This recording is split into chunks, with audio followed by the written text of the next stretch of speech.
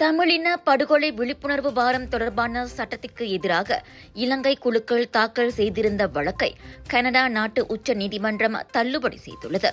கனடாவின் ஒன்டாரியோ மாவட்ட சட்டமன்ற உறுப்பினர் விஜய் தணிகாசலம் அதனை தெரிவித்துள்ளார். இந்த சட்டம் ஒவ்வொரு ஆண்டும் மே 18ஆம் தேதியை ஒன்டாரியோவில் தமிழ் இனப்படுகொலை நாளாக நினைவு கூறுகிறது. இன்று கனடாவின் உச்ச நீதிமன்றமான சுப்ரீம் கோர்ட் ஆஃப் கனடா சட்டமூலம் 104க்கு எதிராக தமிழ் இன அழிப்பு அறிவூட்டல் கிழமைக்கு எதிராக தமிழின அழிப்பு மறுப்பாளர்கள் போட்ட வழக்கினை முற்றிலுமாக நிராகரித்து அதை தள்ளுபடி செய்துள்ளனர். இது தமிழ் மக்களுக்கு கிடைத்த ஒரு பெரும் வெற்றி.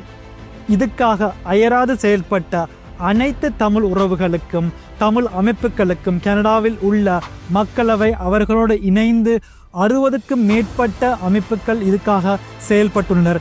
அனைவருக்கும் குறிப்பாக தமிழ் இளையோர்களுக்கு எனது நன்றியையும் பாராட்டுக்களையும் தெரிவித்துக் கொள்கிறேன்.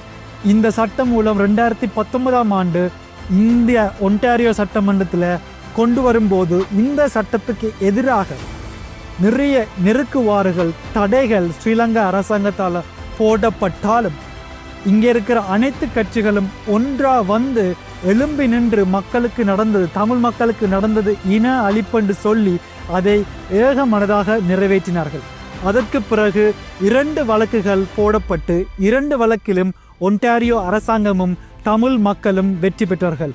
3ஆவதாக கனடாவில் அமைந்திருக்கும் உச்ச நீதிமன்றத்துக்கு இந்த வழக்கு கொண்டு போன நிலையில இன்றைக்கு சுப்ரீம் கோர்ட் ஆஃப் கனடாவின் உச்ச நீதிமன்றம் இதை நிராகரித்திருக்கிறது என்றால் இதற்காக கஷ்டப்பட்டு உழைத்த செயல்பட்ட அனைத்து தமிழ் மக்களுக்கும் கிடைத்த ஒரு முதல் படி வெற்றியாகவும் எங்களோட தமிழ் இன அழிப்பில் அநியாயமாக கொல்லப்பட்ட மக்களுக்கு கிடைத்த ஒரு நீதியாகவும் அந்த நீதியை கேட்டு போராடுற மக்களுக்கு குடும்பத்துக்கு ஒரு வலு சேர்க்கும் முகமாக அமைந்திருக்கிறது.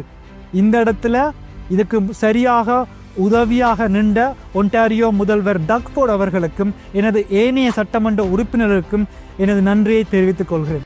2009ஆம் ஆண்டு இலங்கை முள்ளிவாய்க்கால் இனப்படுகொலையின் இறுதி கட்டங்களில் கொத்து கொத்தாய் படுகொலை செய்யப்பட்ட பல்லாயிரக்கணக்கான தமிழ் சொந்தங்களை அந்த தேதி நினைவு கூறுகிறது.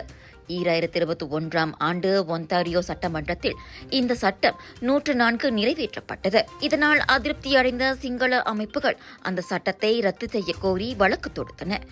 ஆனால் அம்முயற்சி கீழ்நிலை முதல் மேல்நிலை நீதிமன்றம் வரை தோற்கடிக்கப்பட்ட நிலையில் தற்போது கனடிய உச்ச நீதிமன்றமே அந்த வழக்கை தள்ளுபடி செய்தது.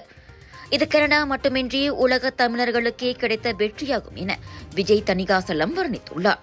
கனடிய உச்ச நீதிமன்றத்தின் இந்த வரலாற்று பூர்வ தீர்ப்பானது இழந்த அப்பாவி உயிர்களை அங்கீகரிப்பதோடு தமிழ் இனப்படுகொலையின் நீதிக்கான உலகளாய முயற்சியில் ஒரு மைல்கல்லாக செயல்படும் என தெரிவித்துள்ளார்.